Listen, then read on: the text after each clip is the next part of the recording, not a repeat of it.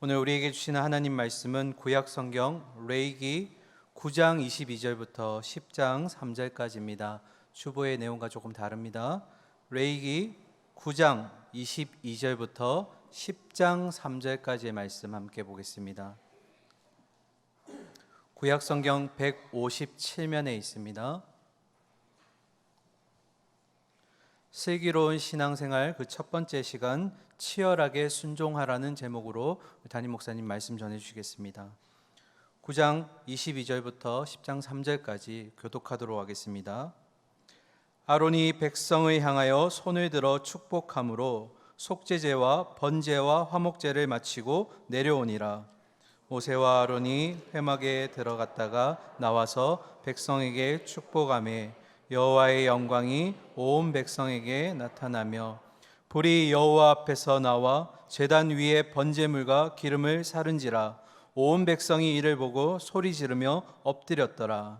아론의 아들 나답과 아비후가 각기 향료를 가져다가 여호와께서 명령하시지 아니하신 다른 불을 담아 여호와 앞에 분향하였더니 불이 여호와 앞에서 나와 그들을 삼키매 그들이 여호와 앞에서 죽은지라.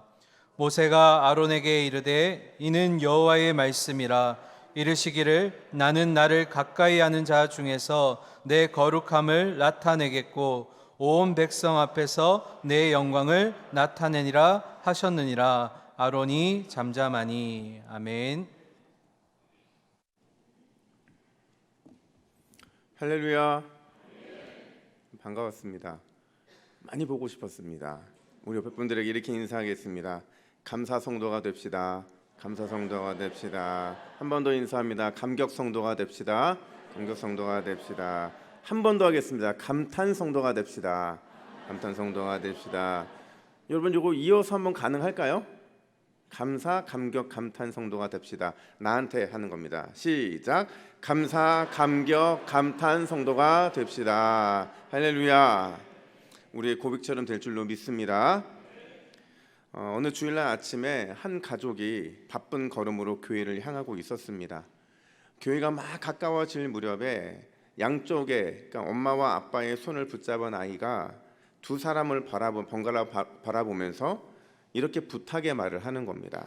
엄마, 아빠, 오늘은 제발 예배 시간에 졸지 마. 나 진짜 창피하단 말이야. 알았지? 그러자 엄마가 민망하다는 듯이 아이의 손을 꼭 쥐면서 이렇게 대답합니다. 알았으니까 조용히 해. 아이의 간절한 애원에도 불구하고 부부에게는 그날도 지난 주일과 다름없는 일상이 벌어지게 됩니다. 이미 늦었죠. 교회에 도착했을 때 성가대의 송영이 끝났고요. 막 신앙 고백을 하고 있을 때였습니다. 가족들은 너무 익숙하게 고개를 숙이고 허리를 숙이고 몸을 숙이고 자신들이 늘 앉아왔던 그 자리에 앉습니다. 그리고 함께 교동문을 따라 읽고 오늘따라 그렇게 길게만 느껴지는 장로님의 기도, 대표 기도에 이어서 성가대의 찬양을 경청합니다. 이윽고 설교 시간이 되었습니다. 긴 설교 시간을 참아야 했기 때문에 귀로는 설교를 듣고 눈으로는 주보를 스캔하기 시작합니다. 교회 소식을 낱낱이 읽고 또 주보의 옷자를 잡아내며 교정까지 모두 끝냈지만 설교는 계속되고 있었습니다. 15분쯤 지났을 때 드디어 두 부부의 몸이 좌우로 약간씩 흔들리기 시작합니다. 한 주간의 피로가 엄습하는 것을 느끼며 깊은 숙면에 들어간 겁니다. 가끔 설교자의 어조가 상승할 때 졸음에 잠긴 눈을 치켜뜨며 잠을 깨기 위해 애써 보았지만 또 졸음을 쫓기 위해 고개를 흔들고 얼굴을 꼬집어 보았지만 아무런 소용이 없었습니다. 졸음과의 싸움은 쉽게 끝나지 않았습니다. 창피해진 아이가 엄마의 옆구리를 찌르며 이렇게 말합니다. 엄마, 졸지 말고 빨리 요금 내고 집에 가자. 여러분, 이 아이한테 예배란 뭘까요? 부모님과 함께 예배를 드리는 이 좋은 교회를 다니면서도 과연 이 아이한테 부모를 통해 비춰진 이 예배는 어떠한 의미가 있는 것일까요? 사실 이 얘기는 제가 만든 얘기가 아니고요. 김남준 목사님의 책이었던 예배의 감격에 빠져라에 나오는 예화입니다. 지난주 화요일 날 한 장로님께서 카톡에 올려주신 내용이 있었는데요. 보건복지부의 이 발표 내용이었습니다. 제목이 뭐였냐면 7월 1일 시작될 새로운 일상이었습니다. 7월 1일을 기점으로 해서 많은 일상의 제한이 풀린다는 내용이었는데요. 교회도 식사와 소그룹은 여전히 제한되지만 예배만큼은 좌석의 50%가 참여할 수 있도록 그렇게 풀린다는 거였습니다. 얼마나 진짜 반갑고 기쁜 소식인지 모릅니다.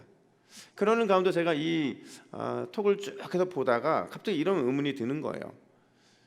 7월 1일 날을 기점으로 해서 진짜 새로운 일상이 시작될 수 있을까? 마치 아무 일이 없었다는 듯이 모든 것이 예전의 그 상태로 돌아갈 수 있을까 하는 것입니다.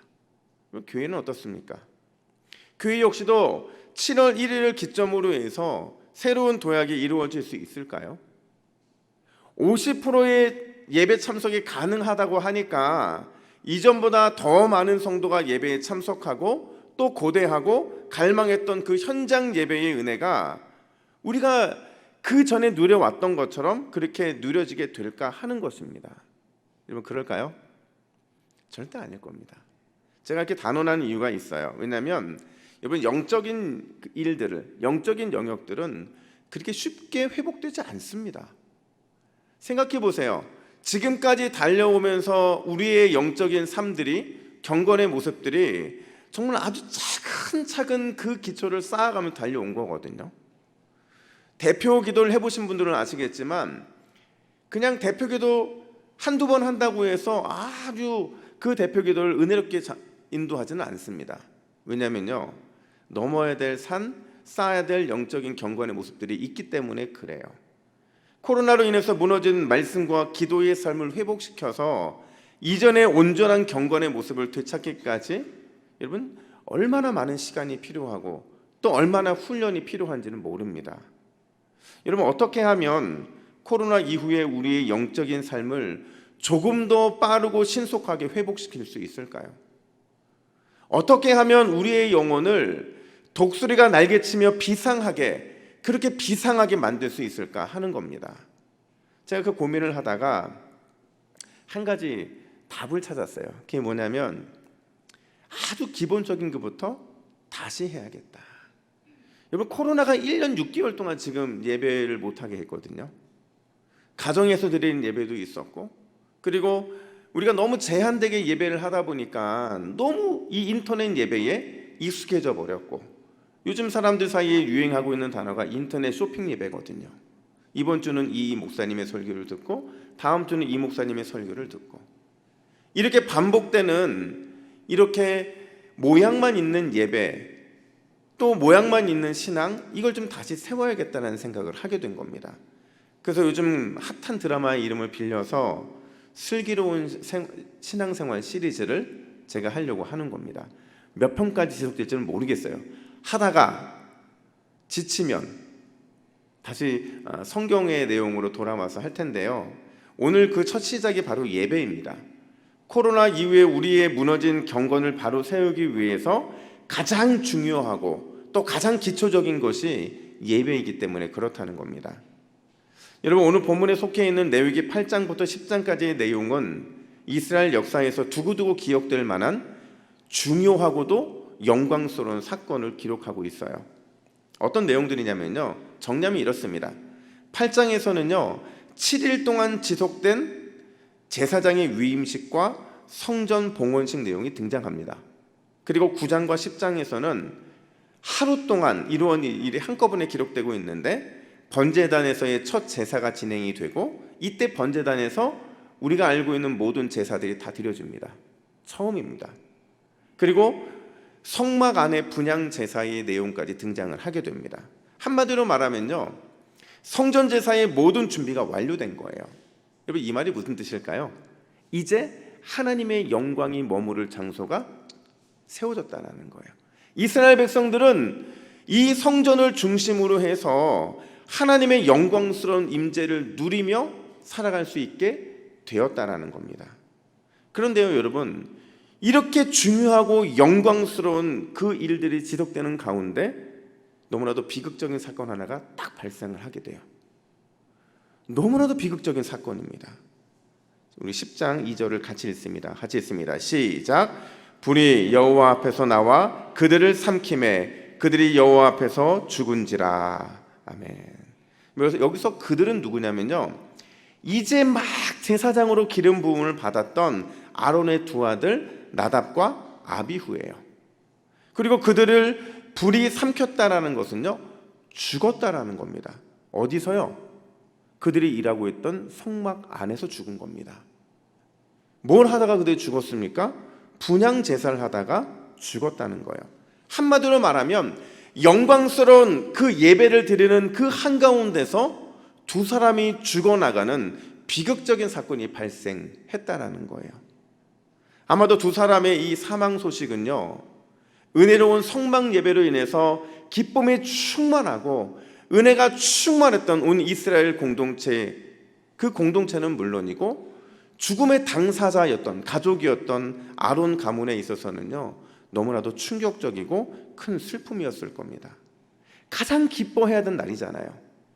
그것도 예배를 드리겠던 바로 그 순간에 아버지 앞에서 두 아들이 죽었잖아요. 얼마나 믿기 힘든 일입니까? 도대체 왜 이런 비극적인 사건이 발생하게 된 것일까? 그리고 이 비극적인 사건이 우리에게 예배를 드림에 있어서 무엇을 말하고 싶은 것일까? 오늘 그 내용을 다루고자 한다는 겁니다. 이 비극적인 사건의 첫 번째 이유는요, 예배자의 그릇된 태도 때문에 그렇다는 겁니다. 예배자의 그릇된 태도. 여러분, 오늘 우리가 주목해야 되는 것이 있는데요, 바로 불이라는 겁니다. 여러분, 이 불은요 9장 24절에서 이미 나타났던 불이에요. 그러니까 불이 이 짧은 6절 안에 2번 반복해서 나타나는데요, 우리 9장 24절 말씀을 함께 읽습니다. 시작. 불이 여호와 앞에서 나와 제단 위의 번제물과 기름을 사른지라 온 백성이 이를 보고 소리 지르며 엎드렸더라. 아멘. 여러분, 이 불이 어떤 불이냐면요, 이제 번제단에서 이제 이스라엘 백성들이 가져오는 모든 제물들을 태울 수 있는 준비를 알리는 그런 불이었어요. 이 불이 정말로 놀랍게 갑자기 나타나서 불에 확 비춰지게 되는데요, 불이 비춰주면서 제단 위에 번제물과 기름을 모두 살랐대요. 그러니까 이제부터는 너희들이 이 불을 통해서 제사해야 된다라는 것을 주님이 보여주시는 영광의 표시입니다. 근데 똑같은 불인데 하나는 번제단의 제물과 기름을 완전히 태워버린 불이었다고 한다면 다른 하나는 성막 안에 있던 두 제사장을 죽게 만든 불이었다는 거예요. 여러분, 전자가 하나님의 은혜의 불을 의미한다면 후자는 하나님의 진노의 불을 의미했다는 거죠. 그것도 같은 날 같은 장소에서 비슷한 시간에 이 서로 다른 불의 모습이 나타나고 있다는 겁니다. 여러분, 무엇이 이런 차이를 만들어낸 걸까요? 뭐가 하나는 은혜의 불로, 무엇으로 인해 하나는 진노의 불로 나타나게 되었냐라는 거죠. 다시 말하자면 예배자의 태도입니다. 영적인 긴장감이 있었느냐 없었느냐에 따라서 그들이 이런 차이가 날 수밖에 없었다라는 거예요. 여러분, 다시 한번 9장 24절과 10장 2절을 보세요. 똑같이 불이 등장을 하는데 원문은 그 불이 어떻게 나왔냐고 말하냐면 불이 여호와 앞에서 나왔다 이렇게 말해요. 이 여호와 앞에서라는 것을 원문은 얼굴이라고 표현합니다. 그러니까 여호와의 얼굴에서 불이 나왔다는 거예요. 여호와 하나님께서 불로 임재하셨다라는 겁니다. 중요한 것은 그 불의 임재가 재물을 태워야 되잖아요.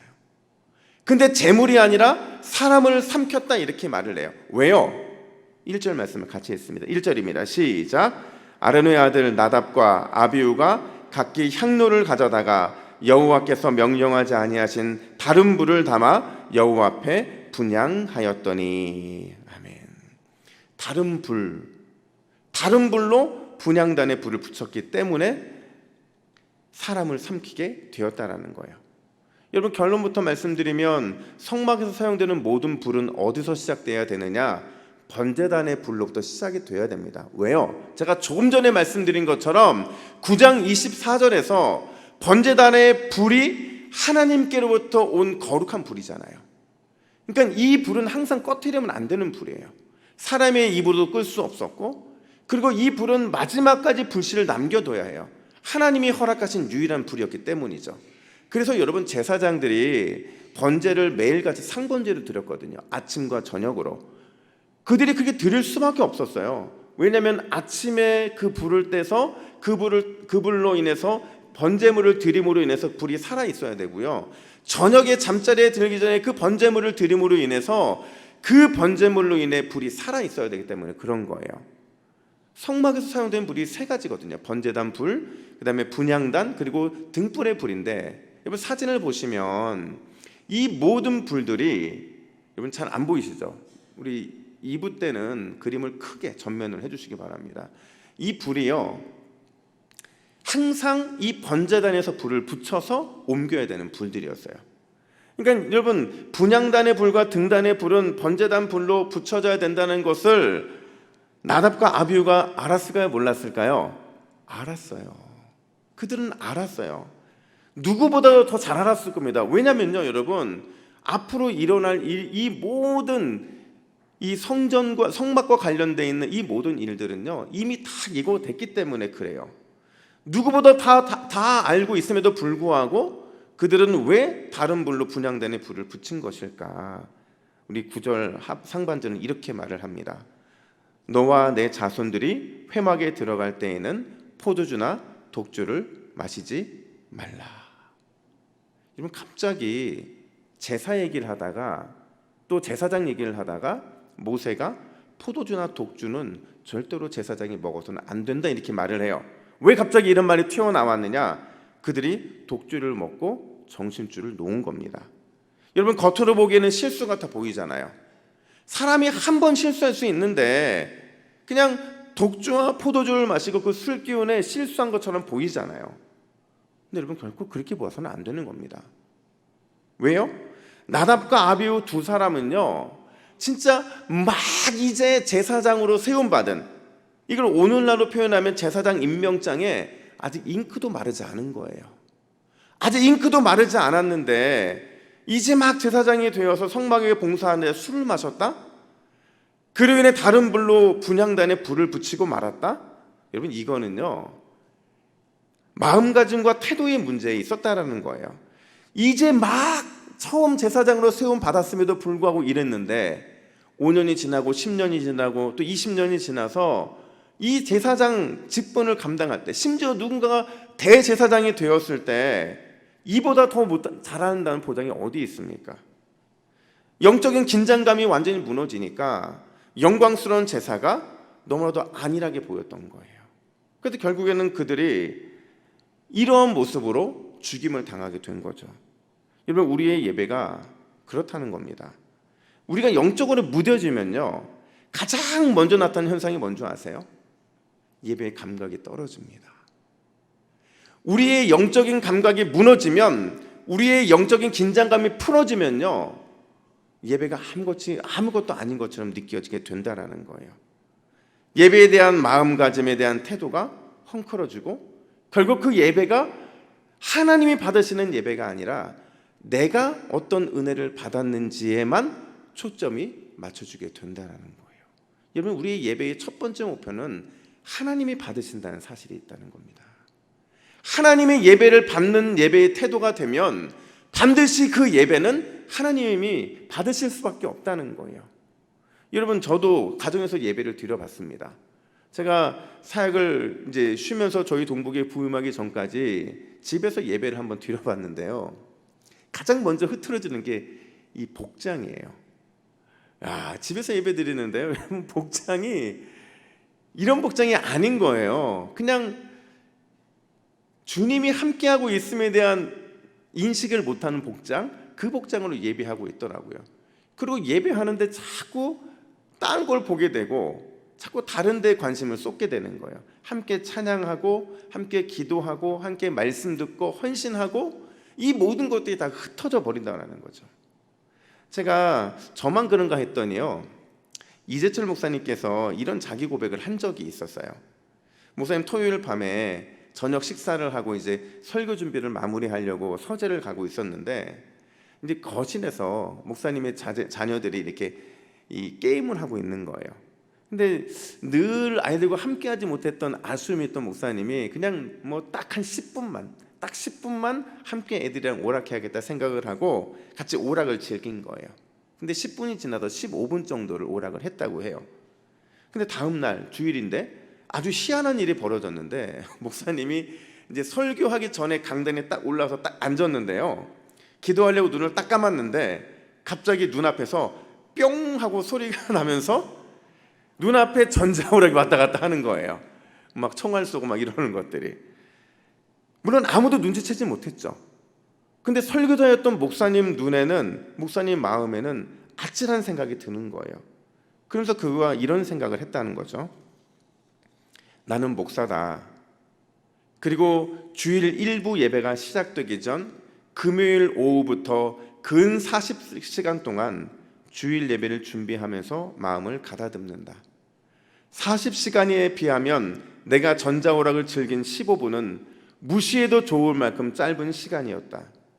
그런데도 그 짧은 15분 동안의 영상이 나도 모르게 주일 아침까지 내 마음을 사로잡고 있었다면 아무 준비 없이 주일 예배에 참석하는 교인들의 마음이야 오직 하겠는가? 예배는 준비된 마음, 거룩하고 두렵고 떨리는 마음으로 드려야 한다. 예배는 예배당에서 시작하는 것이 절대 아니다. 예배는 준비하는 바로 그 순간부터 시작된다. 이게 여러분 이재철 목사님이 쓰신 새신자반이라는 책에 나오는 내용입니다. 여러분, 우리의 예배는 준비하는 그 순간부터 이미 시작된 줄로 믿습니다. 여러분, 금요일부터 두렵고 떨리는 마음으로 이 예배를 준비했다고 한다면 우리의 그 예배는 이미 금요일부터 예배가 시작이 된 거예요. 토요일부터 두렵고 떨리는 마음으로 예배를 준비했다고 한다면 마찬가지로 그 사람의 예배는 이미 토요일부터 시작이 된 거라는 겁니다. 죄송하지만 오늘 와서 예배를 드리겠다고 생각하시는 분들은 이미 오늘부터 와서 예배를 드리기 시작한 거예요. 여러분, 예배가 양은 아니지만 하나님은 그 중심을 보시잖아요. 금요일부터 준비한 예배와 토요일부터 준비한 예배와 주일부터 준비한 예배가, 오늘 이 아침 준비한 예배가 어떻게 같을 수 있냐는 거예요. 저는 이 설교를 준비하면서 저 어렸을 때 생각이 막 나는 거예요. 아마 여러분들도 비슷한 세대이시겠죠? 저보다 조금 앞선 세대분도 계시겠지만 주일을 어떻게 준비했냐면 전 지금도 그 생각이 잊혀지지가 않아요. 주일을 준비하려면 그 주일의 준비가 언제부터 시작된 줄 아세요? 금요일 저녁부터 준비됐어요. 왜냐면요, 구역 예배가 있었거든요. 꼭 구역 예배 오신 장로님들이 늘 하시는 말씀이 예배 참석할 거냐 물어보시고 예배 빠지면 안 된다고 말씀하시고, 그리고 뭐 예배 관련된 것들 다 말씀하세요. 복장도 어떻게 입어야 되고 하고, 와, 너무 지겹게 말씀하시는 거예요. 그러면서 늘 그냥 그렇게 해야만 된다는 거예요. 근데 그 말을 들으면 또 부모님들은 미리 헌금 준비해야죠. 헌금도 여러분 어떻게 준비했습니까? 제 기억으로는요, 새 돈 냈어요. 그죠? 만약에 새 돈이 없으면 어떻게 했을까요? 다리미를 다렸습니다. 봐봐요, 저랑 비슷한 세대라고 그랬잖아요. 그리고 여러분, 주일날 입는 옷은 어떤 옷이에요? 완전 새삥이잖아요. 아니, 새 거가 없으면 가장 좋은 옷을 입잖아요. 좋은 신발, 심지어 속옷까지도 좋은 속옷을 입고 가잖아요. 물론 이게 여러분 예배의 본질은 아닙니다. 근데 중요한 것은 우리가 그렇게 예배를 사모했다라는 거예요. 내 마음으로도 주님을 사모하고 예배를 사모했지만 내 삶에 있어서도, 내 예배의 모든 형태에 있어서도, 외모적인 면에서도 모든 걸 준비했다는 거예요. 그래서 저는 늘 그런 생각이 있어요. 주일날 와서 만난 교회 집사님들이 평일날 만난 집사님들과 달랐던 거예요.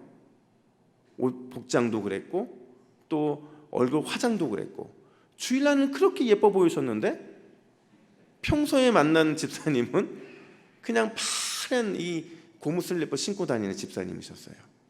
무슨 의미일까요, 여러분? 예배를 사모하면서 긴장감을 갖고 준비했다라는 거예요. 그래서 그 은혜 덕분에, 그 애씀 덕분에 지금 우리 예배가 유지되는 겁니다, 여러분. 우리의 지금 이 예배가 아주 오랜 세월부터 우리 안에 영적인 전통으로 굳어져서 지금 우리가 이렇게 자유롭게 예배할 수 있는 거예요. 그러면 지금 우리는 어떠냐는 거죠.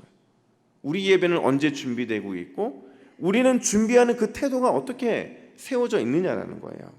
여러분, 두렵고 떨림 가운데 예배를 미리 준비할 때 반드시 은혜의 불이 떨어지는 줄로 믿습니다. 그러니까 여러분, 저는 그래요. 제가 오늘 자유를 선포하고 싶은데 설교를 하면서 설교가 은혜가 안 될 때는 제 잘못도 있지만 준비 안 된 여러분도 잘못이 있는 겁니다. 그렇죠? 저는 그 다짐 하고 왔어요. 제가 어제 사실은 거의 12시 반 1시까지 설교를 준비했는데 안 풀리는 거예요. 근데 제가 이 예배를 준비하다 갑자기 그 확신이 생기는 거예요. 모르겠다. 나는 내가 할 만큼 하고 안 풀리면 안 풀린 대로 하고 은혜 못 받으면 그건 여러분들이 금요일부터 예배 준비 안 한 거예요. 아니, 제 잘못인데 그렇게 분담하자고요. 근데 여러분, 예배는 그런 겁니다. 여러분, 예배는요, 하나님의 말씀이 선포되고 우리가 하나님을 찬양하고 우리가 대표 기도자와 함께 기도에 우리의 마음을 올려드리고 이렇게 이 모든 순간순간들이 우리가 얼마만큼 두렵고 떨리는 가운데 준비했느냐에 따라서 그 은혜의 정도는 다를 수밖에 없다는 거예요. 은혜의 불이 그냥 아무 데나 떨어지는 게 아닙니다. 은혜의 불은 반드시 두렵고 떨림 가운데 그 예배를 미리 준비한 사람에게 임하는 줄로 믿습니다. 오늘 그 준비된 예배를 올려드리는 우리 모두의 심령에 저는 강력한 은혜의 불이 쏟아지기를 간절히 축복합니다. 뿐만 아니라 오늘 영광스러운 날 이 비극적인 사건이 발생한 두 번째 이유가 있어요. 그 이유는 바로 예배자의 사명을 망각했기 때문이라는 겁니다. 예배자가 자신이 예배하는 사명을 망각했다는 거예요.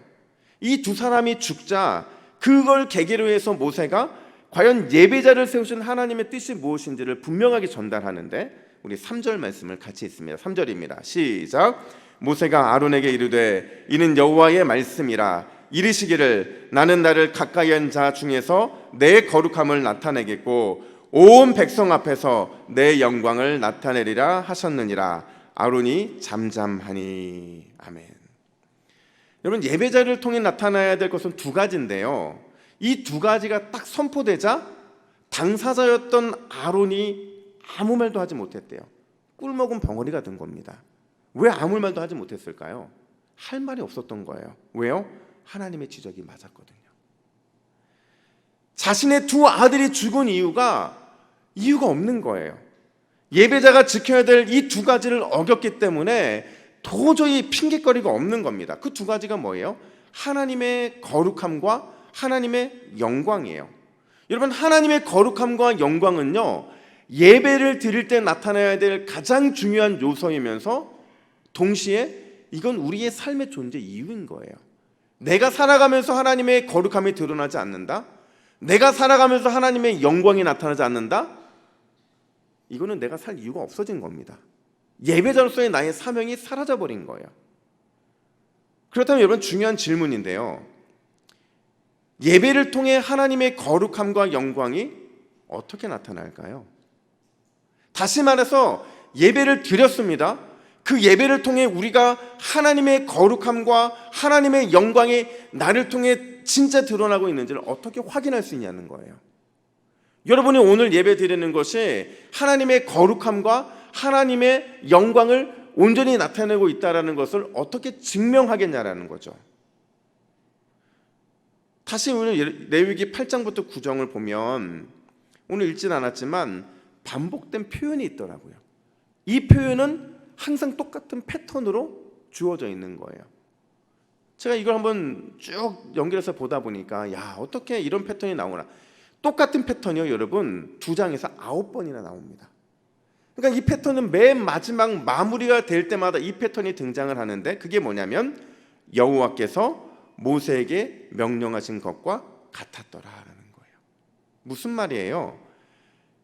예배를 통해 하나님의 거룩함과 영광이 그 명령에 대한 순종으로 증명된다라는 겁니다. 우리가 하나님의 거룩함과 영광을 예배에서 누렸느냐, 나타냈느냐 하는 것은 그 예배를 통해 드러난 하나님의 영광과 거룩함은 하나님의 명령, 하나님의 말씀에 대한 순종으로 증명될 수밖에 없다는 거예요. 그래서 9번이나 걸쳐서 계속해서 반복하면서 그 9번이 반복될 때는 이런 비극적인 일이 발생하지 않았어요.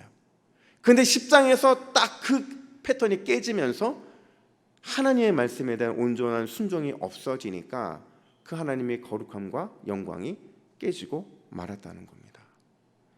어떤 사람이 내비게이터 창시자인 도슨 트롯맨에게 찾아와서 이렇게 질문을 합니다.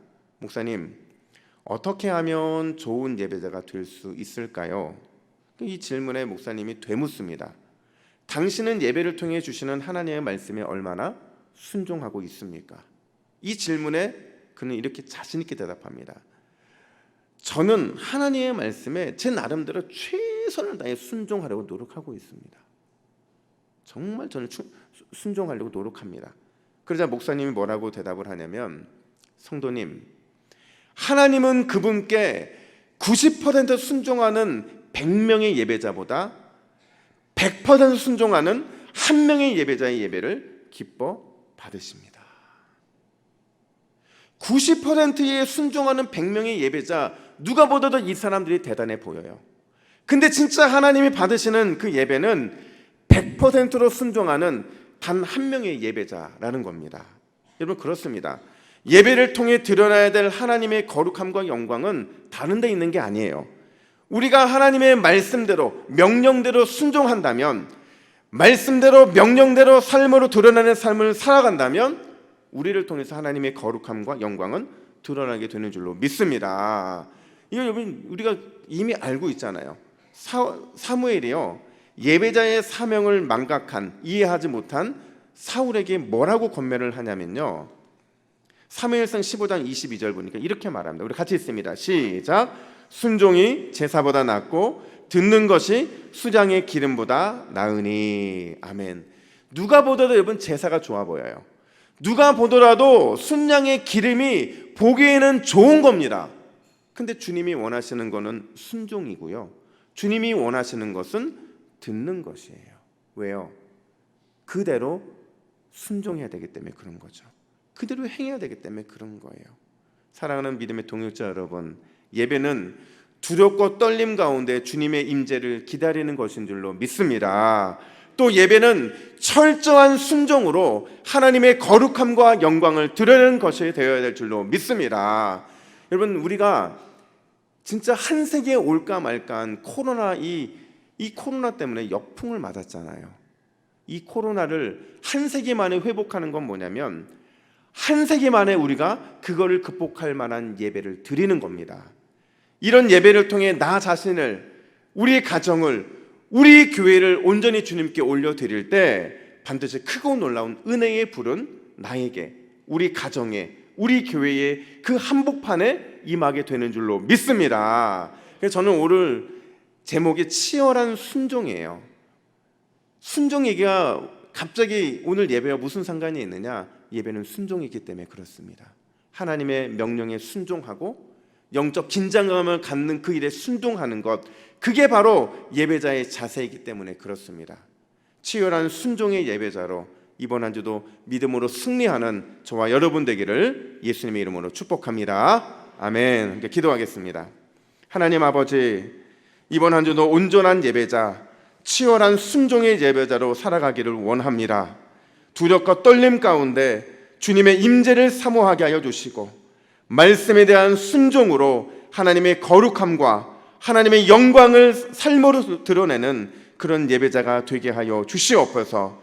그런 우리의 삶에 반드시 은혜의 불을 허락해 주실 줄로 믿습니다.